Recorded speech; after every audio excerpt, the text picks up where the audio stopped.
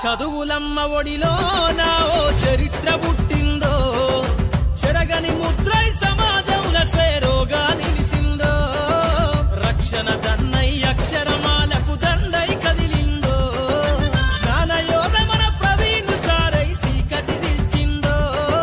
చదువులమ్మ ఒడిలో నా ఓ చరిత్ర పుట్టిందో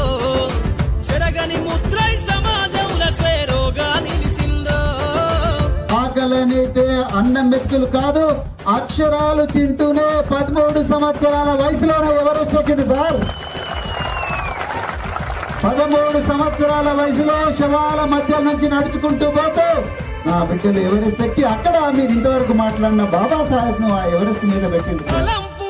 జననం అక్షర సూర్యుడై